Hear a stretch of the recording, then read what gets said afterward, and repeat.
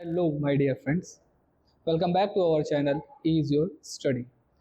मैं अभिषेक वर्मा आज आ गया हूँ लेकर के क्लास 12th का बायोलॉजी का first chapter sexual reproduction in flowering plant. ठीक है, आज इस चैप्टर में हम लोग जो है बहुत बेसिक से सारी चीज़ें जो है बहुत क्रिस्टल क्लियर तरीके से हम लोग यहाँ पर समझेंगे।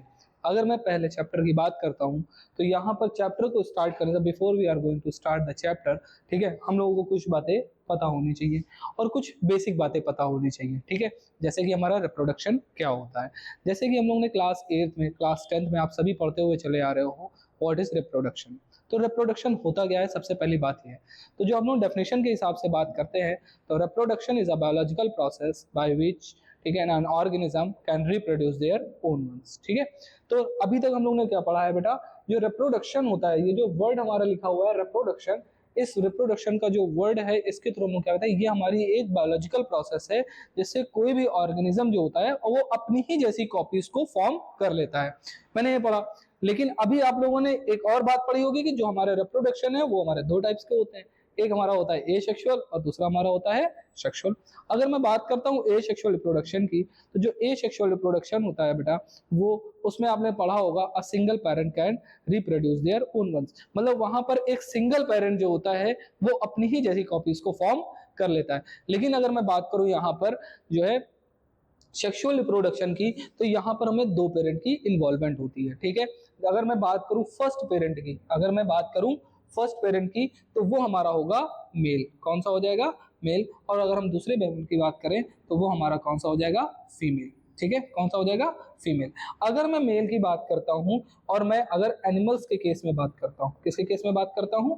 एनिमल्स के केस में बात करता हूं, तो यहाँ पर जो मेल गैमेट हो जाएगा वो हमारा स्पर्म हो जाएगा। कौन सा हो जाएगा? स्पर्म हो जाएगा। और यहाँ फीमेल जो गैमेट होगी वो हमारा कौन सा हो जाएगा? ओवम हो जाएगा। ठीक है, और इन दोनों के फ्यूजन को हम लोग क्या बोलते हैं बेटा? फर्टिलाइजेशन बोलते हैं। क्या बोलते हैं? फर्टिलाइजेशन।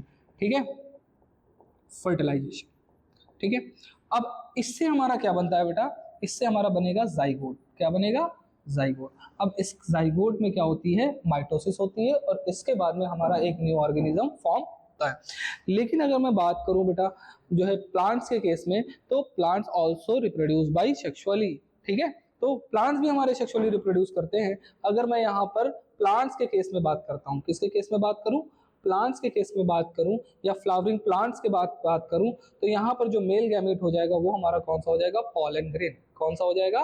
Pollen grain. और अगर मैं फीमेल गैमेट की बात करूं तो यहाँ पर हमारा क्या हो जाएगा बेटा? तो यहाँ पर हमारा जो हो जाएगा वो हो जाएगा ओवम, सॉरी ओवम, ओव्यूल। क्या हो जाएगा? ओव्यूल। ओव्यूल के अंदर हमारे एम्ब्रियो सैक प्रेजेंट है और यहाँ पर क्या होगी? एक एग सेल प्रेजेंट होगी। ओव्यूल के अंदर क्या प्रेजेंट होगी? Embryo sac. मैं अभी बहुत थोड़ा सा डिटेल में बता दे रहा हूँ यहाँ पर आप लोगों को। एम्ब्रियो सैक, और एम्ब्रियो सैक के अंदर प्रेजेंट होगी एग सेल। क्या प्रेजेंट होगी? Egg cell. और उस एग सेल के साथ में जब ये पॉलन ग्रेन आ करके क्या होता है? फ्यूज्ड होता है, तो हमारा क्या होता है? एक सीड या फ्रूट का फॉर्मेशन होता है। और वो क्या होता है बेटा? सेक्सुअली होता है। कैसा होता है? सेक्सुअली। तो आज इस चैप्टर में हम लोग बहुत बेसिक कॉन्सेप्ट लेकर के आए हैं, इसीलिए मैं आपको बता रहा हूँ। तो that's why sexual reproduction in flowering plant. अब हम लोग sexual reproduction in flowering plant के बारे में डिटेल में पढ़ेंगे यहाँ पर इस चैप्टर के ऊपर। अब हम लोग स्टार्ट करते हैं। ठीक है, तो ये देखिए, आज इस चैप्टर में जो हम लोगों को टॉपिक्स कवर करने, इस वीडियो में जो हम लोग टॉपिक कवर करेंगे वो हमारा है बेटा, कौन सा है? पहला स्टेमन है, फिर माइक्रोस्पोरेंजियम के बारे में पढ़ेंगे और पॉलन के बारे में बहुत छोटी छोटी बातें और बहुत डिटेल में सारी बातें हम लोग यहाँ पर पढ़ेंगे। फिर हम लोग पढ़ेंगे स्ट्रक्चर के बारे में, पढ़ेंगे माइक्रोस्पोरेंजियम के। फिर हम लोग पढ़ेंगे माइक्रोस्पोरोजेनेसिस की, माइक्रोस्पोरोजेनेसिस क्या होती है। ठीक है, फिर हम लोग पढ़ेंगे फिर से एक डिटेल पॉलन, मतलब मैंने यहाँ पर पॉलन बताया है लेकिन उसको थोड़ा सा यहाँ पर और ज्यादा डिटेल में हम लोग लेकर के आने वाले। फिर यहाँ पर पिस्टिल, मेगास्पोरेंजियम या फिर ओव्यूल के बारे में बहुत अच्छे से डिटेल में समझेंगे। ज्यादा समय ना लेते हुए हम लोग आपको जो स्टार्ट करते हैं हमारी फर्स्ट स्लाइड, जिसको हम लोग बोलते हैं स्टेमन के बारे में। ठीक है, अब हम लोग बात करेंगे प्री फर्टिलाइजेशन इवेंट। किसकी बात करेंगे? प्री फर्टिलाइजेशन स्ट्रक्चर की बात करेंगे। तो यहाँ पर लिखा हुआ है बेटा, देखिए बहुत ध्यान से देखिएगा, यहाँ पर सारी बातें देखिएगा। Several hormonal and structural changes are initiated. मतलब यहाँ पर क्या लिखा हुआ है? Initiated lead to the differentiation and further development of the floral primordium. मतलब जिस तरह से हमारे ह्यूमन फिजियोलॉजी में कभी भी अगर कोई भी चेंज आना होता है, this change are just because of our hormone. जैसे कि हम लोग ने पढ़ रखा है क्लास 10th में कि हमारे जब प्यूबर्टी आती है तो हमारे में चेंजेस आना स्टार्ट होती है। ठीक है, जब मेल में प्यूबर्टी आती है तो उनके मुस्टैचेस, बियर्ड आना स्टार्ट हो जाती है। ठीक है, आवाज थोड़ी भारी हो जाती है। उसी प्रकार से हमारे प्लांट में भी बहुत सारे हार्मोन्स होते हैं, फॉर्म्ड होते हैं, जैसे कि हमारा ऑक्सिन, ठीक है, gibberellin, cytokinin, these are plants hormone. और जब कई सारे प्लांट हार्मोन हमारे रिलीज होते हैं तो उसमें क्या होते हैं, सेल्स में डिफरेंशिएशन होता है। डिफरेंशिएशन का मतलब क्या होता है, उस प्लांट में कुछ चेंज आता है। ठीक है, और वो चेंज जो है किसमें की ओर चला जाता है, floral primordium. Now what is floral primordium, कि वहां पर फ्लावर की बड बनना स्टार्ट हो जाती है। और ये बड बनना कब स्टार्ट हुई है, जब हमारे कई सारे हार्मोन यहाँ पर आए हैं। ठीक है, नेक्स्ट मैं बात करूंगा, यहाँ पर लिखा हुआ है बेटा इन्फ्लोरेसेंस के बारे में। अब हम लोग inflorescence are form which bear the floral buds and then the flowers. अब इस लाइन का मतलब हम लोग समझेंगे तो सबसे पहले वर्ड लिखा है क्या, इन्फ्लोरेसेंस। क्या लिखा हुआ है, इन्फ्लोरेसेंस। तो यहां पर हम लोग जो है इन्फ्लोरेसेंस वर्ड जो है इसको थोड़ा सा डिटेल में समझेंगे कि व्हाट इज इन्फ्लोरेसेंस। अगर मैं इन्फ्लोरेसेंस की बात करता हूं तो इन्फ्लोरेसेंस क्या है, द अरेंजमेंट ऑफ, मैं यहां लिख दे रहा हूं इन्फ्लोरेसेंस की डेफिनेशन जो है यहां पर मैं लिख दे रहा हूं, the arrangement of flower on the plants is called inflorescence। ठीक है, is called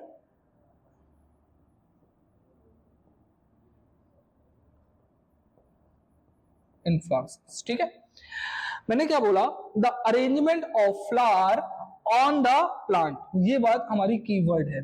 ठीक है, क्या लिखा हुआ है, the arrangement of flower on the plant, मतलब फ्लावर का अरेंजमेंट प्लांट के ऊपर किस तरह से है, उसको ही हम लोग क्या बोलते हैं, इन्फ्लोरेंसेस। जैसे अगर हम क्लास 11 की थोड़ी सी अगर आप लोगों ने मॉर्फोलॉजी पढ़ी है तो उसमें आप लोगों को पता होगा कि एक हमारा होता है रेसिमोज और एक होता है साइमोस। ठीक है, तो रेसिमोज में आप लोगों ने पढ़ा होगा जब हमारा फ्लावर निकलता है तो उसके बाद में जो उस जो जहां पर फ्लावर निकलता है उसकी जो ग्रोथ होती है वो कंटिन्यू करती है। और एक जो हमने पढ़ा है साइमोस, तो उसकी जो ग्रोथ होती है वो वहीं पर रुक जाती है। ठीक है, तो उसी को हम लोग क्या बोलते हैं बेटा, इन्फ्लोरेसेंस बोलते हैं। आफ्टर इन्फ्लोरेसेंस आर फॉर्म, जैसे ही हमारा इन्फ्लोरेसेंस बनता है, दे बियर द फ्लोरल बड्स, मतलब वहां पर कलियां बनना स्टार्ट हो जाती हैं। ठीक है, मतलब बड बनना स्टार्ट हो जाता है। And after the formation of bud, वहां पर क्या बन जाता है बेटा, फ्लावर्स बन जाता है। ठीक है, नेक्स्ट बात लिखा हुआ है, ठीक है, नेक्स्ट बात लिखी हुई है यहाँ पर, मैं इन सबको पूरा क्लियर करता हूँ। ठीक है, नेक्स्ट बात लिखी हुई है, in the flower the male and female reproductive structures are androecium and gynoecium. लेकिन कभी कभी हमारे जो है पेपर में ये मान लीजिए हमारे जो है ऑप्शन में ये ऑब्जेक्टिव टाइप का क्वेश्चन कई बार पूछा जा सका है। ठीक है, name the male reproductive organ of a flower. अब वहां पर एंडोशियम नहीं दिया हुआ है तो बच्चे हो जाते हैं कंफ्यूज। तो यहाँ पर मैं थोड़ी सी एक मार्फोलॉजी बना करके बताता हूँ, फ्लावर की मार्फोलॉजी बनाता हूँ और उस सब सारी पार्ट आपको यहाँ पर बता दे रहा हूँ थोड़ा सा जल्दी जल्दी, क्योंकि वो हमारा बेस है। अगर वो बेस आपको आ गया तो आगे सारी चीजें बहुत बहुत ज्यादा इजी होना स्टार्ट हो जाएंगी। ठीक है, तो मैं एक छोटा सा एक रफली डायग्राम आप लोगों को बना करके बताता हूँ और उस डायग्राम के थ्रू आप लोगों को समझाऊंगा।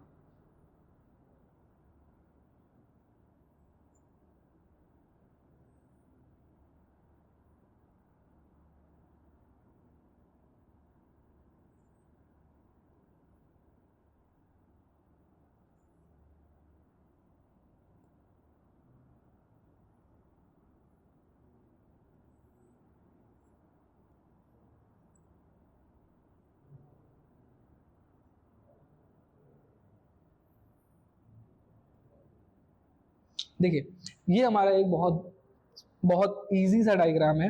ठीक है, दिस इज अवर थैलेमस। अब देखिए यहाँ पर मैं जो है आप लोगों को बहुत ध्यान से सारी चीजें बताता हूँ। ये वाला जो पार्ट है बेटा, इस पार्ट को हम लोग क्या बोलते हैं, थैलेमस बोलते हैं। क्या बोलते हैं, थैलेमस।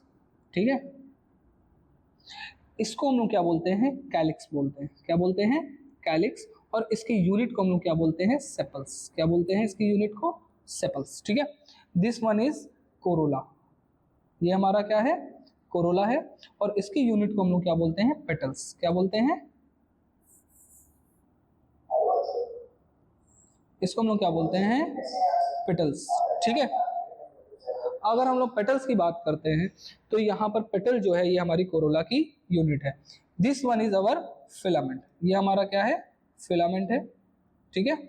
और दिस वन इज एंथर, ये हमारा क्या है, एंथर, ठीक है।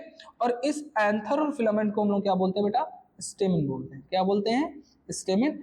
और स्टेमिन इज रिप्रेजेंट, जो स्टेमिन होता है ये हमारा रिप्रेजेंट करता है male reproductive organ of a flower, ठीक है। जब कई सारे स्टेमिन हमारे मिलते हैं तो वो हमारा क्या बनाता है, एंडोशियम बनाता है। क्या बनाता है, एंडोशियम। और अगर मैं बात करूं इसकी तो ये हमारा क्या है बेटा, दिस वन इज स्टिग्मा, इसको हम लोग क्या बोलते हैं, स्टिग्मा बोलते हैं। This one is our style, इसको हम लोग क्या बोलते हैं, स्टाइल बोलते हैं। And this one is our ovary, ठीक है। और अगर मैं इन सभी को प्लस करके बोलूं तो इन सभी को हम लोग कलेक्टिवली क्या बोलते हैं बेटा, कार्पेल। क्या बोलते हैं, कार्पेल बोलते हैं, या फिर क्या बोलते हैं, पिस्टिल बोलते हैं। क्या बोलते हैं, पिस्टिल। और इसके बाद में हम लोग क्या बोलते हैं, इसको गाइनोशियम तो बोलते ही बोलते हैं। स्टेमन को एंडोशियम, जब कई सारे स्टेमन मिलेंगे तो एंडोशियम, जब कई सारी कार्पेल मिलेगी तो गाइनोशियम, ठीक है। तो यहां पर अगर हम बात करें कैलिक्स की, तो कैलिक्स जो होता है हमारे फ्लावर का ग्रीन कलर पार्ट होता है, ठीक है। और इसके हमारे दो फंक्शन होते हैं। पहला फंक्शन हमारा ये होता है जब हमारा फ्लावर किसी भी बड फॉर्म में होता है। किस फॉर्म में होता है बेटा, जब बड के स्टेज पे होता है, जब हमारा फ्लावर बड के फॉर्म में होता है तो वो क्या करता है बेटा, फ्लावर की प्रोटेक्शन करता है। क्या करता है, तो फ्लावर की प्रोटेक्शन करता है। और जब हमारा फ्लावर जो है, जब हमारा जो है क्या कहते हैं, अब आपको पता है कैलिक्स हमारा कैसा होता है, ग्रीन कलर का होता है। तो अगर वो ग्रीन कलर का है तो इट मींस वहां पर क्लोरोफिल प्रेजेंट है। और आपको बहुत अच्छे से पता है कि जहां पर क्लोरोफिल होता है वहां पर क्या होती है बेटा, एक प्रोसेस होती है, जिस प्रोसेस को हम लोग क्या बोलते हैं, फोटोसिंथेसिस। अब आप लोग पूछेंगे सर व्हाट इज फोटोसिंथेसिस, तो अगर मैं फोटोसिंथेसिस का एक डायग्राम बता देता हूँ, डायग्राम उसको बता रहा हूँ, एक डेफिनेशन बताता हूँ। तो photosynthesis is a process in which plant prepare their own food with the help of carbon dioxide, water in the presence of sunlight, chlorophyll, ठीक है। तो ये हमारी ये फोटोसिंथेसिस। नेक्स्ट हमारा दे रखा है थैलेमस। क्या दे रखा है, अगर मैं थैलेमस की बात करता हूं तो thalamus is the base of the flower. Base of the flower का मतलब क्या हो गया, वो हमारा बेस है और उसी के ऊपर सारे होल्स है जो हमारे फ्लावर के, वो सब आकर के क्या है, अटैच है। तो thalamus is the base of the flower by which all the whorls are attach, ठीक है। नेक्स्ट बात करेंगे हम लोग कोरोला की, तो corolla is the colourful part of the flower, ठीक है। And its unit is known as petals. अब जो कोरोला होती है इसका बहुत महत्वपूर्ण काम होता है। कोरोला का काम क्या होता है बेटा, अगर मैं बात करूं corolla, the function of the corolla is to attraction. क्या करता है ये, अट्रैक्ट करता है, मतलब आकर्षण करता है या आकर्षित करता है। किसको करेगा, तो इंसेक्ट्स को करेगा। किसको करेगा, इंसेक्ट करेगा। अब हम आपसे पूछें क्यों करेगा, तो पॉलिनेशन के लिए करेगा। क्यों करेगा, पॉलिनेशन के लिए। अब जैसे हम लोग हैं, हम सभी लोग स्कूल जाते हैं तो स्कूल में एक यूनिफॉर्मिटी होती है। यूनिफॉर्मिटी मतलब सब एक यूनिफॉर्म पहन करके आते हैं। लेकिन जब कभी भी किसी भी बच्चे का बर्थडे होता है तो हम लोग एक चीज बहुत ध्यान से देखते हैं कि हम लोग की नजर जो होता है उस बर्थडे बॉय पे चली जाती है या बर्थडे गर्ल पे चली जाती है। क्यों चली जाती है, बिकॉज जो उसका ड्रेस है वो हमारी आंखों को क्या कर लेता है, अट्रैक्ट कर लेता है। उसी प्रकार से जो हमारा कोरोला होता है वो हमारे पूरे फ्लावर को क्या करता है, अट्रैक्ट करता है। नेक्स्ट मैं बात करूंगा बेटा फिलामेंट की, तो फिलामेंट जो होता है वो हमारा स्टार्क लाइक स्ट्रक्चर होता है, ठीक है, एक सिलेंडर लाइक स्ट्रक्चर होता है जिसका काम क्या होता है बेटा, एंथर को अटैच करने का। नाउ व्हाट इज एंथर, अगर मैं एंथर की बात करता हूं तो एंथर जो होता है इसके अंदर हमारे पॉलन ग्रेन का फॉर्मेशन होता है और इसी के अंदर हमारे मेल गैमेट का फॉर्मेशन होता है। नेक्स्ट मैं बात करूंगा स्टिग्मा की, तो जो हमारा स्टिग्मा होता है ये हमारा लैंडिंग प्लेटफॉर्म है जिसके ऊपर हमारा पॉलन ग्रेन आकर के क्या होता है, लैंड होता है। और स्टिग्मा ही हमारी क्या करती है, उस पॉलन ग्रेन को एक्सेप्ट करती है। नाउ व्हाट इज स्टाइल, अब मैं बात करता हूं, देखिए अब जैसे यहां पर ये देखिए छोटे छोटे हमारे जो है, ये देखिए ये छोटे छोटे हमारे पॉलन ग्रेन बन गए, ये सब हमारे दीज आर पॉलन ग्रेन्स, ठीक है।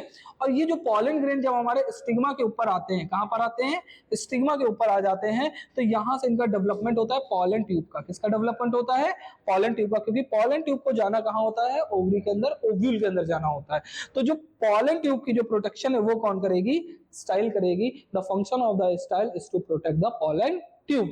नेक्स्ट मैं बात करूंगा बेटा इसकी ओवरी की, तो ओवरी क्या प्रोड्यूस करती है, हमारा ओव्यूल प्रोड्यूस करती है और ओव्यूल के अंदर एम्ब्रियोसैक होता है और एम्ब्रियोसैक के पास में एक्सेल होती है जहां पर हमारे पॉलन ट्यूब जनरेटिव सेल लेकर के जाते हैं और जहां पर फर्टिलाइजेशन की प्रोसेस कंप्लीट होती है और ओवरी में ही हमारा फ्रूट और सीड का फॉर्मेशन होता है। तो ये मैंने बात करी क्लास 11th की मॉर्फोलॉजी की। अभी मैं चलता हूं आपके नेक्स्ट स्लाइड में, ठीक है। ये देखिए हमारा एक स्ट्रक्चर दे रखा है, this structure of stamen and carpel, ठीक है। मैंने अभी आपसे लोगों को बताया यहाँ पर कार्पल और स्टेमन के बारे में बताया गया है। ये देखिए this one is anther, this one is filament, stigma, style, ovary, और ये देखिए उसके अंदर छोटे छोटे ओव्यूल्स बने हुए हैं। मैंने बताया था ना अभी आप लोगों को ओव्यूल्स के बारे में, आप लोगों को बताया था। ये देखिए these are small small ovule है, ये सब हमारे क्या है, ओव्यूल है। अभी ओव्यूल का जो है बहुत बड़ा सा डायग्राम हम लोग जो यहाँ पर समझेंगे और उसको बहुत डिटेल में समझेंगे, ठीक है। चलिए नेक्स्ट स्लाइड देखते हैं हम लोग इसमें। हाँ, तो यहाँ पर हम लोग देखते हैं बेटा स्टेमन के बारे में। तो स्टेमन के बारे में अगर हम लोग बात करें, अभी हम लोग पहले भी पढ़ चुके हैं स्टेमन के बारे में, लेकिन यहाँ पर फिर भी एक बार हम लोग देखते हैं यहाँ पर स्टेमन के बारे में क्या क्या बता रखा है, ठीक है। तो जैसे हम स्टेमन की अगर बात करें तो यहाँ पर लिखा हुआ है the two parts of a typical स्टेमन, a long cylinder, मैंने बताया था ना सिलेंडर और स्टाक लाइक स्ट्रक्चर होता है जिसको हम लोग क्या बोलते हैं, फिलामेंट क्या बोलते हैं, ठीक है। And the terminal generally bilobed structure called the anther. अब यहाँ पर आप लोगों को क्वेश्चन आ गया होगा सर व्हाट इज बाइलोब्ड, ठीक है। अगर हम लोग बात करें बाइलोब्ड को तो इस वर्ड को दो पार्ट में ब्रेक कर लो, बाई प्लस लोब, है ना, किसमें ब्रेक कर दे, bi plus lobes. Now what is the meaning of bi, bi का मतलब क्या होता है, टू, और लोब्स का मतलब तो लोब्स होता ही है, मतलब जिनमें दो लोब्स पाए जाए। अगर हम इसके डायग्राम की बात करें, दिस वन, ये देखिए this one is anther, this one is filament, this one is anther, ठीक है। और यहां पर देखिए लोब नंबर 1 ये हो गया, लोब नंबर 2 ये हो गया।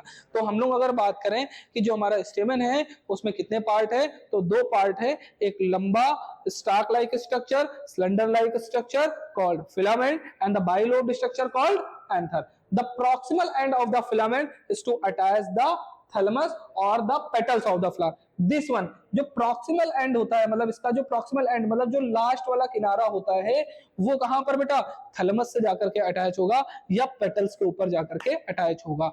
जब कभी भी पेटल से जाकर के अटैच होगा, किसके ऊपर अटैच होगा बेटा, पेटल्स के ऊपर जाकर के अटैच होगा, तो उसको हम लोग क्या बोलेंगे, एपीपेटलस। क्या बोलेंगे, एपीपेटलस। स्पेलिंग में लिख दूं एपीपेटलस की, तो देख लीजिए बहुत ध्यान से, एपीपेटलस,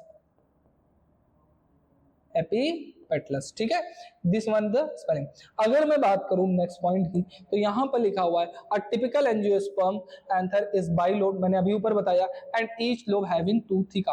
हर एक लोब में बेटा कितने थीका पाए जाते हैं, तो दो थीका पाए जाते हैं। अगर मैं बात करूं, अभी मैंने जो यहाँ पर डायग्राम बनाया था एंथर का कुछ इस प्रकार से, अगर मैं इसका ट्रांसवर्स सेक्शन करता हूं, कैसा करता हूं, इसको बीच से काट देता हूं, तो इसका जो स्ट्रक्चर है वो कुछ हमको इस प्रकार से देखने को मिलेगा, ठीक है। ये this one, lobe number 1, lobe number 2, and each have two theca, number theca number 1 and theca number 2। तो मतलब एक लोब में कितने थीका पाए जा रहे हैं बेटा, 2 थीका पाए जा रहे हैं। That's why we are said that it is a dithecous structure, ठीक है। एक लोब में कितने थीका है बेटा, 2 थीका है, इसलिए इसको हम क्या बोलते हैं, डाइथिकस। डाई मतलब 2, थीका, थिकस का मतलब थीका, जिनमें 2 थीका प्रेजेंट हो, ठीक है। फिर मैं नेक्स्ट बात करूं, a longitudinal grooves run lengthwise separating that theca. उसमें क्या होता है, एक लॉन्गिट्यूडनल ग्रूव, मतलब एक जो है लंबी सी सेल लाइक स्ट्रक्चर निकलता है, ठीक है, एक लंबी सी जो है इस तरह से मार्किंग निकलती है, ठीक है। ये एक लॉन्गिट्यूडनल ग्रूव निकलता है कुछ इस तरह से, जो कि क्या करता है, 2 थीका को हमारे अलग अलग करता है, सेपरेट करता है। फिर मैं बात करूं, anther is a 4 sided structure consisted of 4 microsporangia located at the corners, 2 in each lobe. Anther जो है बेटा वो हमारा कैसा है, 4 साइडेड स्ट्रक्चर है। कैसा है बेटा, 4 साइडेड। 4 साइडेड का मतलब उसके 4 साइड है। अभी मैंने बनाया था ना डायग्राम, एक डायग्राम आपको बना के बताया था मैंने, दिस वन इज, ठीक है। कैसा स्ट्रक्चर है बेटा, देखिए 4 साइडेड है, 1 2 3 4। Anther is a 4 sided structure, इसके 4 साइडेड होती है, that's why it is said tetragonal structure consistent of 4 microsporangia. इनमें 4 माइक्रोस्पोरेंजिया पाई जाती हैं, और कहां पाई जाती हैं, लोकेटेड एट द कॉर्नर्स। कहां पाई जा रही है बेटा, तो कॉर्नर्स पे पाई जाती है, मतलब यहां पर माइक्रोस्पोरेंजिया पाई जाएगी, यहां पर माइक्रोस्पोरेंजिया, यहां पर और यहां पर, ठीक है। 2 इन ईच लोब, माइक्रोस्पोरेंजिया हर एक लोब में 2 पाई जाएगी, ठीक है। अब लोब नंबर 1 हमने ये बताया था, लोब नंबर 2 ये बताया था। एक माइक्रोस्पोरेंजिया ये हो गई, दूसरी माइक्रोस्पोरेंजिया ये हो गई, तो एक लोब में कितनी माइक्रोस्पोरेंजिया, 2 माइक्रोस्पोरेंजिया। फिर मैं नेक्स्ट पॉइंट की बात करूंगा, यहां पर लिखा हुआ बेटा the microsporangia develop further and become pollen sacs. यहां पर क्या होता है, जो माइक्रोस्पोरेंजिया होती है वो यहां पर डेवलप होती है, और डेवलप होने के बाद में यहां पर क्या बनता है बेटा, पॉलन सैक्स बनता है। क्या बनता है, पॉलन सैक्स बनता है, ठीक है।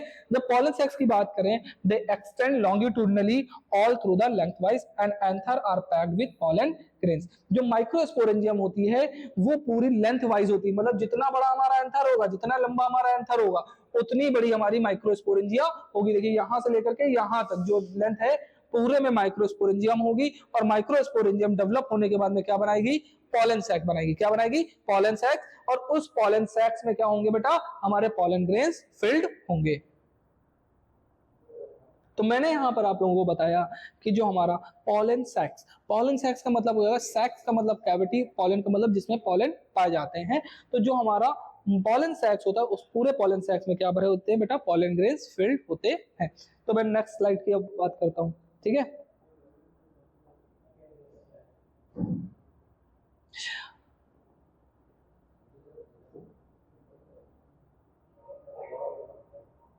अब मैं बात करता हूं बेटा स्ट्रक्चर ऑफ माइक्रोस्पोरेंजियम। किसकी बात करूंगा, स्ट्रक्चर ऑफ माइक्रोस्पोरेंजियम की। तो स्ट्रक्चर ऑफ माइक्रोस्पोरेंजियम को पहले मैं डायग्राम से समझूंगा। किससे समझूंगा, डायग्राम से इसको समझता हूं, ठीक है। अब देखिए यहाँ पर बहुत ध्यान से देखिएगा, यहाँ पर बहुत सारी चीजें देख रही है। जो हमारी माइक्रोस्पोरेंजियम होती है इसमें टोटल कितनी वॉल्स पाई जाती हैं, तो इट इज 4 वॉल्ड स्ट्रक्चर। कितनी वॉल्स टोटल पाई जा रही है बेटा, 4 वॉल्स पाई जा रही है। कौन कौन सी हैं, तो first one is epidermis, second one is endothecium, third one is middle layer and the fourth one is tapetum. अगर मैं बात करूं यहाँ पर बहुत ध्यान से देखिएगा, ठीक है। अगर मैं यहाँ पर बात करूं, यहाँ पर लिखा हुआ epidermis is the outer most layer and tapetum is the inner most layer, ठीक है। और इन सभी लेयर्स का अपना एक अलग अलग काम होता है। तो मैं अगर बात करूं बेटा एपिडर्मिस की और एंडोथीशियम की और मिडिल लेयर की, तो ये जो तीनों लेयर है बेटा, ये तीनों लेयर आपस में मिलकर के अपना एक फंक्शन परफॉर्म करते हैं। और वो फंक्शन हमारा कौन सा होता है, अगर मैं फर्स्ट फंक्शन की बात करूं, मैं यहाँ पे लिख करके बता रहा हूं, जो इन तीनों लेयर, ये तीनों लेयर मिलकर के क्या करती है, एक कॉमन फंक्शन करती है। और वो फंक्शन हमारा कौन सा है बेटा, प्रोटेक्शन का है। किसका है, प्रोटेक्शन का है। और अगर मैं दूसरे फंक्शन की बात करूं तो वो कौन सा है बेटा, डिहाइसेंस का है। कौन सा है, डिहाइसेंस का है। डिहाइसेंस को हम लोग क्या बोलते हैं बेटा, रप्चर। क्या बोलते हैं, रप्चर, ठीक है। अगर मैं बात करूं तो ये तीनों लेयर जब हमारा एंथर जो हमारा यंग स्टेज में होता है तो उसको प्रोटेक्ट करने का काम करती हैं। और जब हमारा एंथर पूरी तरीके से मैच्योर हो जाता है, मतलब इसका क्या है, जब यहाँ पर प्रॉपर पूरी तरीके से पॉलन ग्रेन से भर चुका होता है एंथर, तो उसको जो है रप्चर कराने, मतलब उसको फूटने में जो है हमारा मदद करता है ये तीनों लेयर। अब यहाँ पर तुरंत आपके सर क्वेश्चन आ गया, सर आपने 3 लेयर का तो काम बता दिया, चौथी लेयर क्या होती है। तो मैं जब फोर्थ लेयर की बात करूं दैट इज टेपिटम। तो जो टेपिटम होती है ये हमारे डेवलपिंग पॉलन ग्रेन को क्या करती है, न्यूट्रिशन प्रोवाइड करती है। न्यूट्रिशन का मतलब क्या हो गया, उसको नरिश करती है, उसको जो भी भाई, उसको भाई सीधी सी बात है, हम लोग ह्यूमन फिजियोलॉजी में ये चीज पढ़ रखे हैं कि अगर हमको किसी भी चीज की जरूरत होती है, ठीक है, अगर हमें अपनी ग्रोथ करनी तो हमें फूड की रिक्वायरमेंट होगी ना। तो उसी प्रकार से अगर हमको यहाँ पर भी भाई, यहाँ पर भी कोई एक नई चीज बन रही है तो उसके लिए भी हमारे न्यूट्रिशन की रिक्वायरमेंट होगी। And this nutrition is provided by the tapetum. कौन प्रोवाइड करेगा, टेपिटम प्रोवाइड करेगा, ठीक है। अब देखिएगा, अब जो स्लाइड में दे रखा है तो उसके बारे में थोड़ा सा देखते हैं, ठीक है। देखिएगा स्लाइड में क्या लिखा हुआ है, it is generally surrounded by 4 walls. मैंने आप लोगों को बता दिया इसमें 4 वॉल्स पाई जाती है। कौन कौन सी है बेटा, तो epidermis, endothecium, middle layer and the tapetum. कितनी लेयर है टोटल हमारे पास, 4 लेयर है, ठीक है। फिर मैं अगर बात करूं यहाँ पर, तो the outer 3 wall perform the function. मैंने बताया ना, आउटर 3 वॉल, जो बाहर की 3 वॉल है, वो एक 2 प्रकार के फंक्शन, 2 टाइप्स ऑफ फंक्शन करती है। पहला फंक्शन हमारा कौन सा है, प्रोटेक्शन का है, और दूसरा फंक्शन है वो हमारा क्या है, डिहाइसेंस। मैंने दोनों ही फंक्शन आप लोगों को बता दिए। To release the anther. भाई डिहाइसेंस क्यों होता है, जिससे हमारे पॉलन ग्रेन्स एंथर से बाहर आ सके। The inner most wall layer is the tapetum. जो सबसे अंदर वाली है बेटा कौन सी है, टेपिटम। टेपिटम का काम क्या होता है, tapetum nourishes the developing pollen grain. मैंने अभी आपको बता दिया कि जो टेपिटम होती है वो हमारे पॉलन ग्रेन को नरिश करने का काम करती है। Cells of the tapetum possess dense cytoplasm।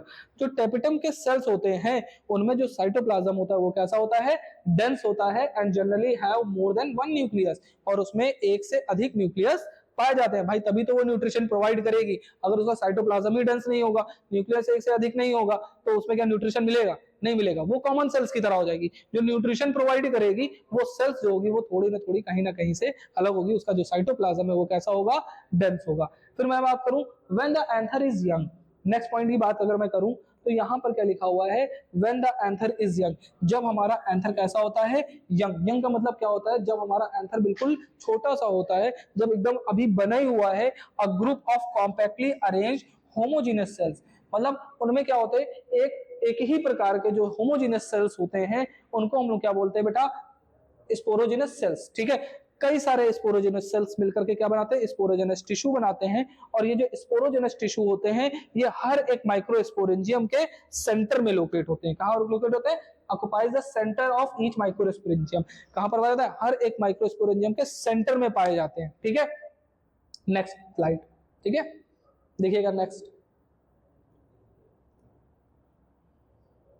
ठीक है, अब देखिएगा यहां पर बेटा बहुत ध्यान से, the cells of sporogenous tissue undergoes meiotic division. अब यहां पर ये बात बहुत ध्यान से रखनी है, जो स्पोरोजेनस टिश्यू होते हैं यहाँ पर इसमें डिवीजन हो जाता है, और डिवीजन कौन सा होता है, मियोटिक डिवीजन। अगर मैं मियोटिक डिवीजन की थोड़ी सी बात कर लूं तो डिवीजन हमारे दो प्रकार के होते हैं, एक होता है माइटोसिस और एक होता है मियोसिस। जब मैं माइटोसिस की बात करता हूं, किसकी बात करता हूं, माइटोसिस की। आप लोग कंफ्यूज मत होइएगा, कहीं पर लिख करके आता है माइटोसिस इक्वल टू माइटोटिक, क्या बोलते हैं उसको, माइटोटिक भी बोल देते हैं। और कहीं पर लिख करके आता है बेटा मियोसिस, क्या लिख करके आता है, मियोसिस। तो जो मियोसिस होती है, मियोसिस इक्वल टू क्या होता है बेटा, मियोटिक हो जाता है। क्या हो जाता है, मियोटिक हो जाता है।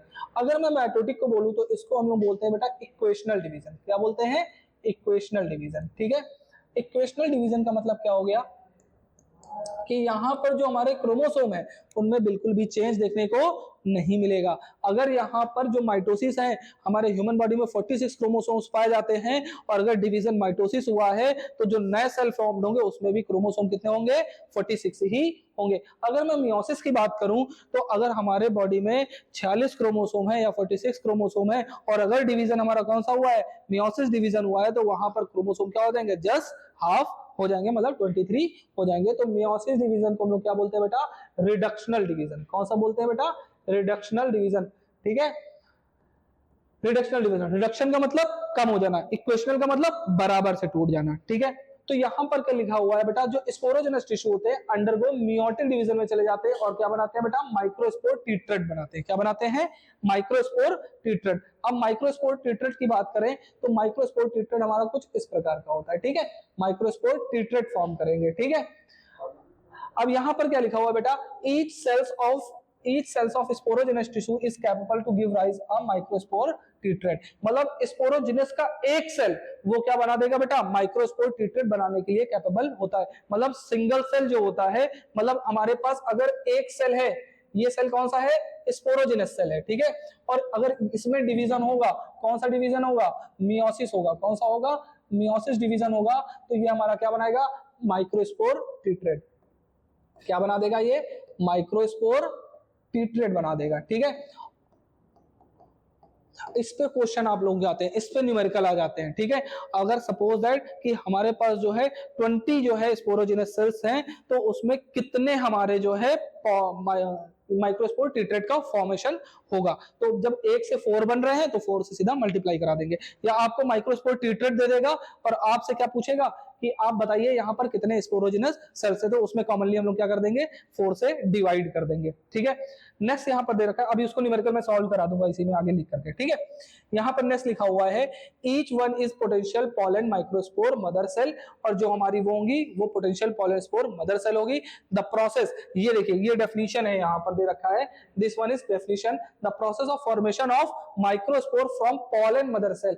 मतलब पॉलन मदर सेल से पॉलन ग्रेन की बनने की प्रोसेस को हम लोग क्या बोलते हैं बेटा, माइक्रोस्पोरोजेनेसिस बोलते हैं। और इसमें डिवीजन कौन सा इन्वॉल्व होता है, तो मियोसिस डिवीजन इन्वॉल्व होता है। मैं नेक्स्ट बात करूं बेटा, यहां पर लिखा हुआ है, the microspore as they are formed are arranged in a cluster of 4 cells. जैसे ही हमारे माइक्रोस्पोर बन जाते हैं तो वो हमारे 4 सेल के क्लस्टर में पाए जाते हैं। किसमें पाए जाते हैं, 4 सेल्स ऑफ क्लस्टर्स। ठीक है, क्लस्टर की अगर मैं बात करूं तो 4 सेल का झुंड, ये देखो कैसे होते हैं, चारों सेल का झुंड। अब हमने क्या बोला कि एक सेल से कितने सेल बन रहे हैं, 4 सेल बन रहे हैं। ठीक है, कितने सेल बन रहे हैं, एक सेल से हमारे 4 सेल बन रहे हैं। तो अगर मैं 4 सेल से बात करूं, देखिए यहाँ पर इससे न्यूमेरिकल कैसे आएंगे, यहाँ पर हमारा 1 सेल इक्वल टू 4 सेल, कितना है, 1 सेल इक्वल टू 4 सेल। अब यहाँ पर आप लोगों को क्वेश्चन कैसे पूछेगा, बहुत ध्यान से देखिएगा, यहाँ पर क्वेश्चन दे देगा 1280 पॉलेंस आर फॉर्म्ड। क्या हो गए, पॉलन जो है यहाँ पर बन चुके हैं। ठीक, अब जब यहाँ पर 1280 जो है पॉलन बने हुए हैं, ये 1280 है बेटा, ठीक है, तो यहाँ से आपसे पूछ लेगा how many pollen mother cells are there, ठीक है, कितने पॉलन मदर सेल प्रेजेंट थी, तो इजीली आप लोग क्या करेंगे, इसको 4 से डिवाइड कर देंगे एंड यू गेट 4 3 जा 12, ठीक है, और 4 2 जा 8 एंड 320, मतलब 320 pollen mother cells are there, ठीक है। नेक्स्ट देखेंगे, बात करेंगे बेटा, एज द एंथर मैच्योर, जैसे ही जैसे हमारा एंथर क्या होने लगता है, मैच्योर होने लगता है एंड डिहाइड्रेट, वो क्या हो जाता है, एक दूसरे डिहाइड्रेट, मतलब वो क्या होने लगता है, एक दूसरे से अलग होने लगता है, and the microspore dissociate from each other and develop into pollen grain, तो जो माइक्रोस्पोर होता है वो एक दूसरे से अलग हो जाता है और each one is pollen grain, और वो पॉलन ग्रेन में कन्वर्ट हो जाता है। मतलब यहाँ पर जो 4 माइक्रोस्पोर टीट्रेट बना था, ये क्या हो जाते हैं, चारों एक दूसरे से अलग हो जाते हैं और 4 नए पॉलन ग्रेन्स का फॉर्मेशन हो जाता है। फिर मैं नेक्स्ट पॉइंट की बात करूं अगर, तो यहाँ लिखा है इनसाइड ईच माइक्रोस्पोर में सेवरल थाउजेंड्स ऑफ माइक्रोस्पोर और pollen grains are formed that are released within the dehiscence of anther, मतलब हर एक पॉलन सैक्स में, हर एक माइक्रोस्पोरेंजियम में हजारों पॉलन ग्रेन्स का फॉर्मेशन होता है, और वो हजारों पॉलन ग्रेन जो है जब एंथर मैच्योर हो जाता है तो वो रप्चर होता है, डिहाइसेट होता है, और वो पॉलन ग्रेन हमारे बाहर आते हैं। चलिए मैं नेक्स्ट स्लाइड पे आता हूँ, ठीक है। अब मैं बात करूंगा बेटा थोड़ा सा पॉलन ग्रेन के बारे में, किसके बात करूंगा बेटा, पॉलन ग्रेन के। When we talk about the pollen grain, जब हम लोग जो है पॉलन ग्रेन के बारे में बात करेंगे तो pollen grain represent the male gametophyte, जो पॉलन ग्रेन है वो हमारा क्या बनेगा बेटा, मेल गैमेटोफाइट बनता है। क्या होता है, मेल गैमेटोफाइट, ये चीज हम आपको पहले ही बता चुके हैं। Pollen grains are generally spherical, pollen grain कैसा होता है, स्फेरिकल होता है, मतलब कैसा होता है, राउंड होता है, ठीक है, measuring about 25 to 50 micron meter है, ठीक है। इसकी जो लेंथ है, जो इसकी मेजरमेंट है वो कितना है, 25 से 50 माइक्रोमीटर है इन डायमीटर। डायमीटर क्या होती है बेटा, पूरी रेडियस की जो डबल होती है वो हमारी क्या होती है, डायमीटर होती है। It has prominent 2 layer wall, जो हमारे पॉलन ग्रेन होते हैं इनमें 2 लेयर पाई जाती है। पहली लेयर जो हमारी होती है वो हमारी कौन सी होती है, एक्साइन, और जो दूसरी लेयर होती है बेटा वो हमारी होती है एंटाइन। कौन सी होती है, एंटाइन। अब हम बात करेंगे यहाँ पर एंटाइन, ये देखिए लिखी हुई है एंटाइन, ठीक है। अगर मैं बात करूं बेटा एक्साइन की, तो जो एक्साइन होती है वो स्पोरोपॉलिन की बनी होती है, किसकी बनी होती है, स्पोरोपॉलिन की बनी हुई होती है। और जो स्पोरोपॉलिन है बेटा वो क्या है बेटा, रेजिस्टेंट ऑर्गेनिक मैटर है। क्या है, रेजिस्टेंट ऑर्गेनिक मटेरियल, मतलब उसके ऊपर किसी भी एसिड का, मतलब ये देखिए high temperature, strong acid, strong alkali, किसी का भी उस स्पोरोपॉलिन के ऊपर प्रभाव नहीं पड़ता। फिर मैं बात करूं बेटा, pollen grain exine has prominent aperture called germ pore. अब कहोगे सर व्हाट इज जर्मपोर, अगर मैं पॉलन ग्रेन का थोड़ा सा स्ट्रक्चर आपको बताता हूं तो ये देखिए, दिस वन इज पॉलन और यहां पर हमारे जर्मपोर दिखाते हैं आपको,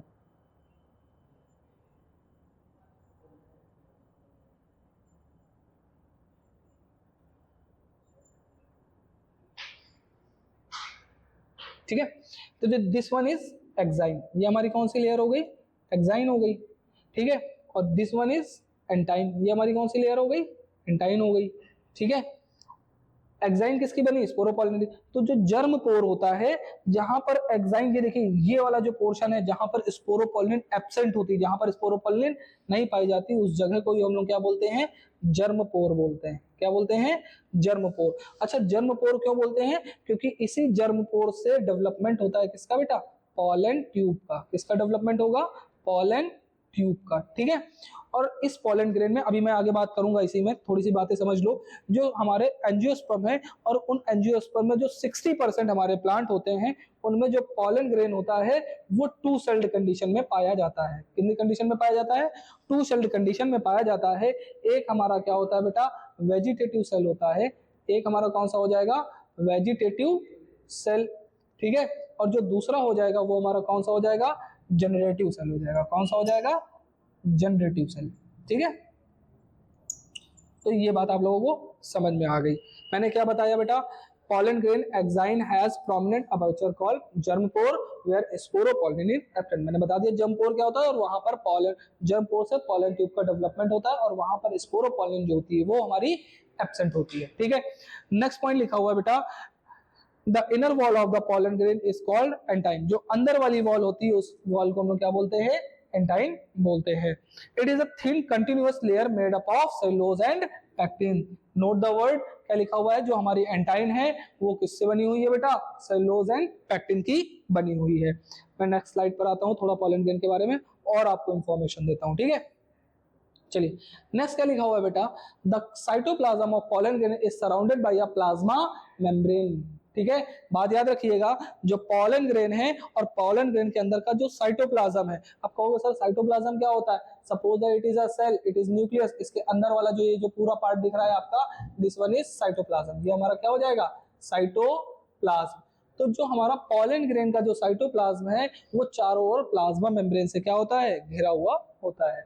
फिर मैं बात करूंगा when the pollen grain is mature, ठीक है, जब हमारा पॉलन ग्रेन कैसा होता है, मैच्योर होता है, इट कंटेन्स टू सेल, इनमें दो सेल पाए जाते हैं, एक वेजिटेटिव सेल और एक जनरेटिव सेल। ये तो मैंने अभी आप लोगों को बता दिया इससे पहले ही, ठीक है। द वेजिटेटिव सेल, अब मैं थोड़ा सा वेजिटेटिव सेल की खासियत बता दूं, तो जो वेजिटेटिव सेल होता है वो कैसा होता है, बिगर होता है and abundant food reserve. Vegetative cell जो होती है वो हमारी थोड़ी सी बड़ी होती है और उसके अंदर में रिजर्व फूड मटेरियल पाया जाता है। रिजर्व फूड मटेरियल क्यों पाया जाता है, क्योंकि उसको पॉलन ट्यूब का डेवलपमेंट करता होता है, इस वजह से उसको क्या चाहिए भाई, रिजर्व फूड चाहिए। हमने अभी आपको बताया कि हमको भाई जब तक न्यूट्रिशन नहीं मिलेगा तब तक कोई भी चीज की ग्रोथ नहीं हो पाती, चाहे आप हो, चाहे हम हो, चाहे कोई हो, उसको क्या चाहिए, एक प्रॉपर न्यूट्रिशन चाहिए जिससे वो अपनी हेल्थ को क्या कर सके, ग्रोथ कर सके। तो भाई यहाँ पर हमारे पॉलन ग्रेन को पॉलन ट्यूब बनानी है तो उसको न्यूट्रिशन चाहिए, तो न्यूट्रिशन कौन देगा, तो वेजिटेटिव सेल देगी, ठीक है।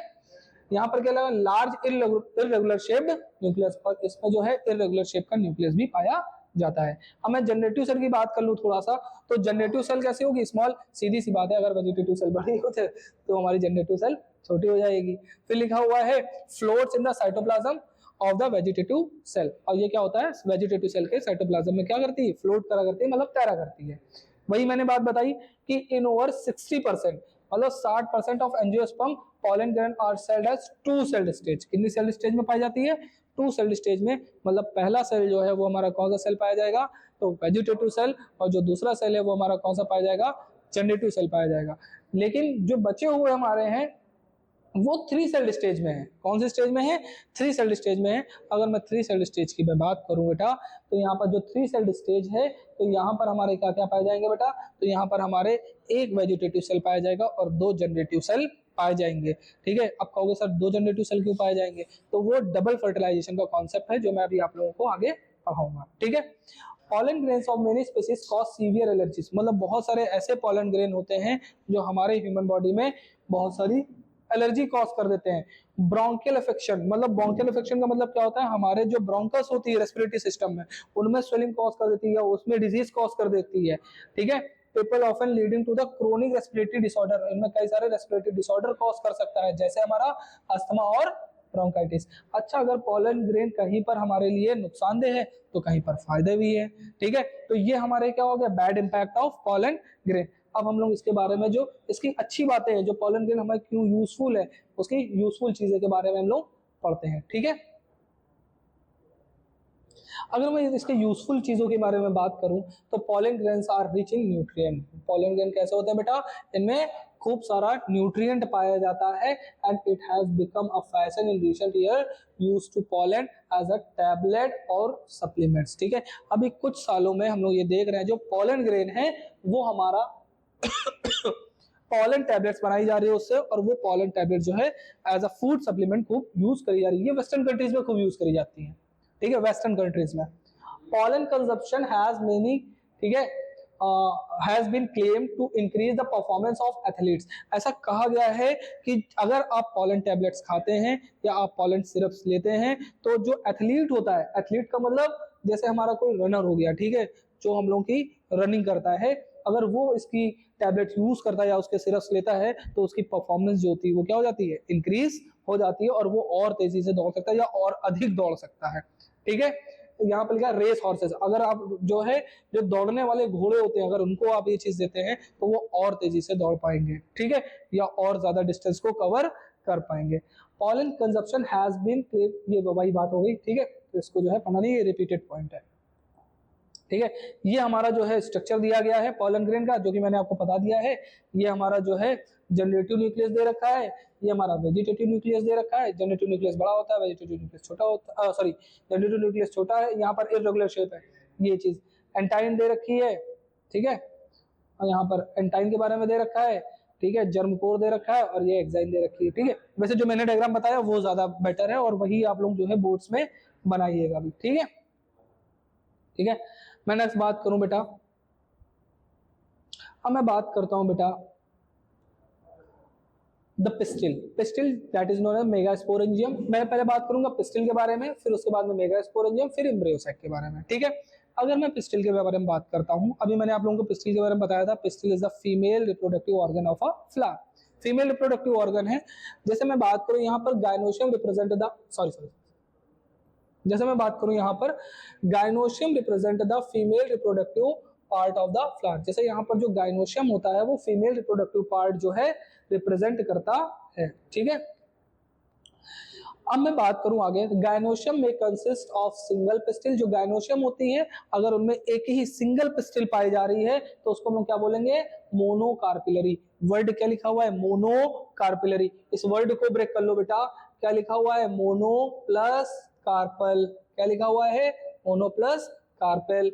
मोनो मतलब क्या होता है, वन, क्या होता है, वन। कार्पेल का मतलब कार्पेल, जिसमें सिंगल कार्पेल पाई जाए तो वो मोनोकार्पिलरी, ठीक है। और जिसमें मोर देन वन पिस्टिल पाई जाए तो वो मल्टी कार्पिलरी। मल्टी मतलब इसको भी वर्ड से ब्रेक कर लो, क्या लिखा हुआ है, मल्टी प्लस कार्पेल। क्या लिखा हुआ है, multi plus carpel. Multi means many, क्या होता है, मेनी। कार्पेल मतलब कार्पेल, जिसमें कई सारी कार्पेल पाई जाए तो वो मल्टी कार्पिलरी। बहुत सिंपल सा वर्ड है, इस चीज से आप लोग समझ सकते हैं। फिर मैं नेक्स्ट पॉइंट बात करूंगा, when there are more then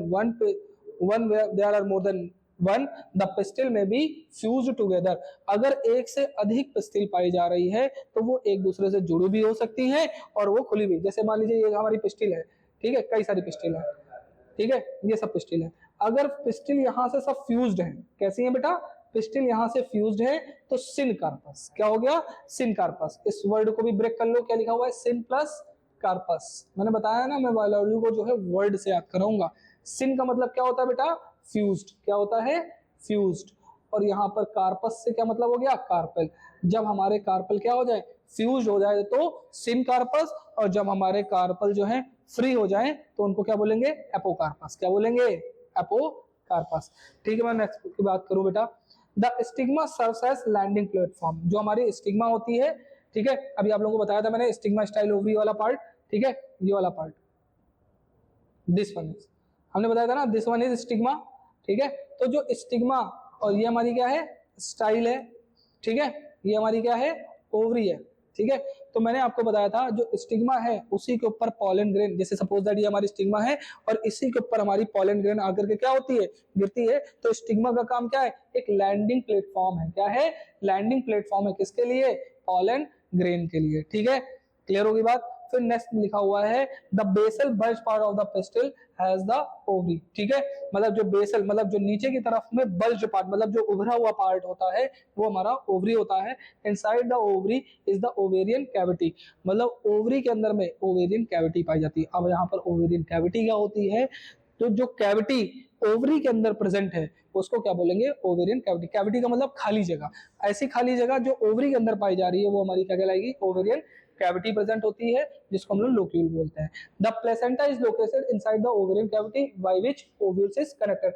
अब ओवरी के अंदर यहाँ पर क्या होगा, एक स्ट्रक्चर प्रेजेंट होगा जिसके अंदर, अभी इसको ऐसे समझो, इसको ऐसे समझो, देखो, ठीक है, इसको ऐसे समझो, देखो ये हमारा ओव्यूल है मान लीजिए, ठीक है। ओव्यूल अब देखिए किससे कनेक्ट है, इससे कनेक्ट है, तो इस वाले पार्ट को हम लोग क्या बोल देंगे, प्लेसेंटा। अब जैसे आपने वो देखा होगा, क्या कहते हैं, मटर देखी होगी, मटर, मटर तो सभी के घर में आई होगी अभी सर्दियों में। तो मटर में जो प्लेसेंटेशन होता है वो कैसा होता है, मार्जिनल होता है। कैसा होता है, मार्जिनल। ये देखिए मटर लगी हुई है, ठीक है। तो मटर जिससे कनेक्ट होती है, इस कनेक्शन को हम लोग क्या बोलते हैं, कनेक्टिंग पॉइंट को क्या बोलते हैं, प्लेसेंटा। क्या बोलते हैं, प्लेसेंटा। क्लियर होगी बात। तो ओवरी के अंदर जो ओव्यूल है अगर किससे कनेक्ट होती है तो वो प्लेसेंटा से कनेक्ट होती है। नेक्स्ट की बात करेंगे,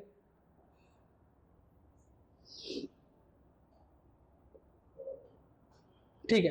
अब देखिए यहाँ पर क्या लिखा हुआ है बेटा, जो ओव्यूल होता है is a small structure. Ovule कैसा है, एक छोटा स्ट्रक्चर होता है, attached bye placenta by means of stall called funicle. Placenta से अटैच्ड होता है, और उस प्लेसेंटा को किस क्या बोलते हैं हम लोग, फनिकल बोलते हैं। क्या बोलते हैं बेटा, फनिकल बोलते हैं। The body of the ovule fuses with the funicle in the reason called hilum.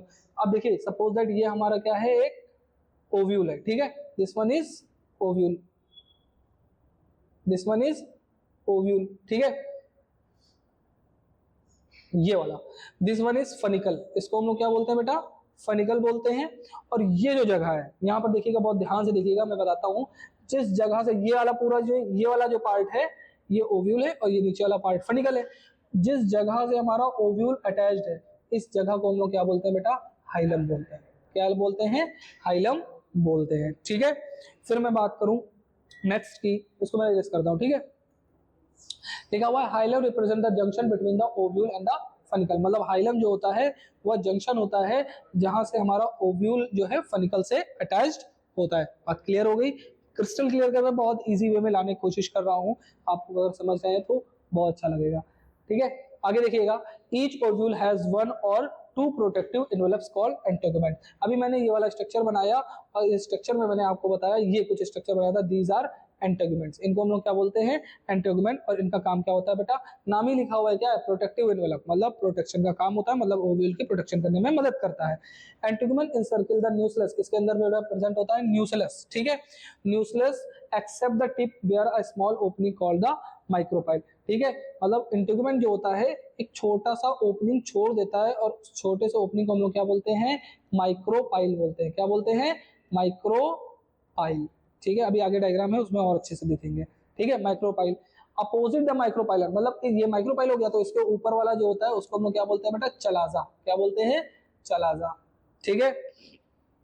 Chalaza representing the basal part of the ovule, और चलाजा जो होता है बेस में होता है, और जो माइक्रोपाइल होता है वो अबव होता है, ठीक है। With in the integument a mass of cells called nucleus, ठीक है। इंटीग्यूमेंट के अंदर में बहुत मास ऑफ सेल्स पाया जाता है, जिस मास को हम क्या बोलते हैं, न्यूक्लियस बोलते हैं। क्या बोलते हैं बेटा, न्यूक्लियस बोलते हैं। फिर मैं नेक्स्ट बात करूंगा यहाँ पर, क्या लिखा हुआ है, cells of the nucleus have abundant food materials located in the nucleus is the embryo sac और फीमेल गेमेटोफाइट।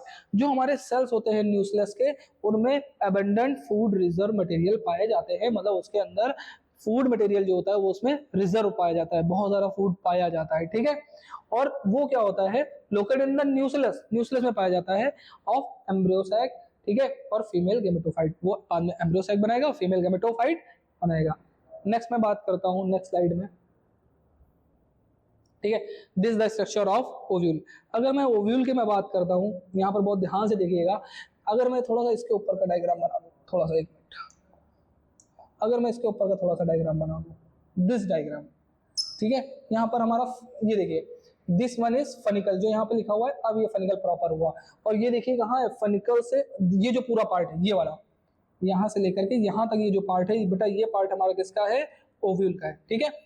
और ओव्यूल देखिए यहाँ से ये हमारा पूरा फनिकल है, ओव्यूल देखिए इस जगह से जुड़ा हुआ है, इस जगह को उन्होंने क्या नाम दिया बेटा, हाइलम। क्या दिया है नाम, हाइलम, ठीक है। ये देखिए स्मॉल ओपनिंग है, क्या है ये, स्मॉल ओपनिंग को, स्मॉल ओपनिंग को उन्होंने नाम क्या दे दिया है, माइक्रोपाइल। क्या दिया है, माइक्रोपाइल। फिर यहाँ पर देखिए माइक्रोपाइलर पोल, माइक्रोपाइलर पोल का मतलब क्या होता है, एंड, ठीक है। एक जैसे हम लोगों का नॉर्थ पोल होता है, एक साउथ पोल होता है, तो उसी प्रकार से ये हमारा माइक्रोपाइलर पोल है, और ये हमारा चलाजल पोल है, ठीक है। This is outer integument, this is inner integument, this is nucleus, this is embryos, ठीक है। मैं नेक्स्ट बात करूंगा, ठीक है। मैं नेक्स्ट बात करूं बेटा मेगास्पोरोजेनेसिस की। Now what is megasporogenesis, megasporogenesis क्या होती है, ठीक है। मैं जब कभी बात करूं मेगास्पोरोजेनेसिस की, तो जो हमारा फॉर्मेशन होता है एम्ब्रियो सैक का, उस प्रोसेस को हम लोग क्या बोलते हैं, मेगास्पोरोजेनेसिस, ठीक है। The process of formation of megaspore from megaspore mother cell, megaspore mother cell से मेगास्पोर के फॉर्मेशन को हम लोग क्या बोलते हैं बेटा, मेगास्पोरोजेनेसिस बोलते हैं। Ovule generally differentiate single megaspore, जो ओव्यूल होता है उनमें एक ही हमारा मेगास्पोर पाया जाता है, ठीक है, इन द माइक्रोपाइलर रीजन। कहां पाया जाता है, micropylar region of the nucleus, ठीक है। बेटा यहाँ पर क्या लिखा हुआ है, it is a large cell containing dense cytoplasm and a prominent nucleus. मैंने साथ से बताया आपको कि जहां पर भी जो हमारा साइटोप्लाज्म होगा वो कैसा होगा, अगर डेंस साइटोप्लाज्म है तो उसका काम क्या होगा, न्यूट्रिशन का होगा, तो यहाँ पर प्रोमिनेंट न्यूक्लियस। ठीक है, the MMC undergoes meiotic division. सीधी सी बात है भाई, कहीं पर भी अगर हमारे गैमेट बनेंगे तो वहां पर मियोसिस ही होगी। कौन सा डिवीजन होगा, मियोसिस होगा। इस चीज को अच्छे से याद कर लीजिए। तो यहाँ पर जो एमएमसी है मतलब मेगास्पोर मदर सेल है, वो किसमें चली जाएगी बेटा, मियोटिक डिवीजन में चली जाएगी। किसमें चली जाएगी, मियोटिक डिवीजन में चली जाएगी। And meiosis result in the production of 4 megaspores. क्या बनेंगे, 4 मेगास्पोर बन जाएंगे। ठीक है, देखिएगा कैसे मेगास्पोर बनते हैं यहाँ पर। देखिए, this one is the last structure. ठीक है, ये जो हमारा यहाँ पर लास्ट स्ट्रक्चर है, ये देखिए माइक्रोपाइलर एंड है बेटा, ये हमारा न्यूक्लियस है और ये मेगास्पोर मदर सेल है। जैसे ही ये किस में चली गई बेटा, मियोटिक डिवीजन में चली गई। किसमें चली गई, मियोटिक डिवीजन में हो गई। अब देखिए यहाँ पर मेगास्पोर मदर सेल किसमें चली जाएगी, मियोटिक डिवीजन में चली जाएगी। तो यहाँ पर मेगास्पोर टीट्रेट बन जाएगा। क्या बन जाएगा, मेगास्पोर टीट्रेट। और जब यहाँ पर मेगास्पोर टीट्रेट, टीट्रेट का मतलब यहाँ पर भी 4 बनेंगे। कितने बनेंगे, टोटल 4। लेकिन इन 4 में से जो 3 होंगे वो डीजनरेट हो जाएंगे। क्या हो जाएंगे, डीजनरेट हो जाएंगे। ठीक है, और इनमें से एक जो बचेगा वो हमारा क्या हो जाएगा, फंक्शनल हो जाएगा। क्या हो जाएगा, एक हमारा फंक्शनल हो जाएगा।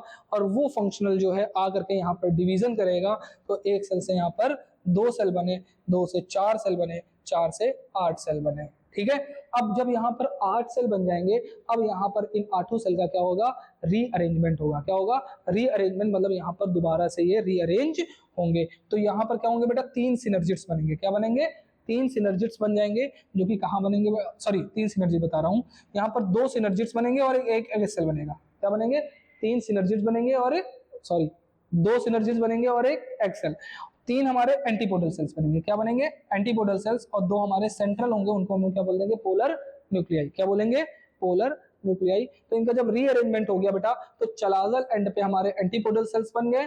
ठीक है, और जो बीच के, देखिए बीच के जो पार्ट हैं इनको हम बोलेंगे सिनर्जिट। और सिनर्जिट्स के नीचे देखिए यहाँ पर एक स्ट्रक्चर कुछ इस प्रकार से देखने को मिल रहा है। ये जो है हमारा क्या है बेटा, फिलीफॉर्म एपरेटस है। क्या है ये, फिलीफॉर्म एपरेटस है, जो कि माइक्रोपाइलर रीजन में पाया जाता है। ठीक है, अब जब पॉलन ट्यूब आती है, इसको बहुत ध्यान से देखिएगा, यहाँ पे थोड़ा सा मैं बताता हूँ। ठीक है, ये देखिए यहाँ से हमारी पॉलन ट्यूब आ रही है। ठीक है, जब यहाँ पर पॉलन ट्यूब आएगी तो यहाँ पर हमारी एक वेजिटेटिव सेल हो गई और एक जनरेटिव सेल हो गई। ठीक है, this one is vegetative cell and this one is generative cell. ठीक है, ये हमारी कौन सी है, जनरेटिव सेल हो गई। तो यहाँ पर क्या होगा, जो वेजिटेटिव सेल हो गई ये क्या हो जाएगी, डीजनरेट हो जाएगी। डीजनरेट का मतलब क्या हो जाएगी, खत्म हो जाएगी। ठीक है भाई, सीधी सी बात है।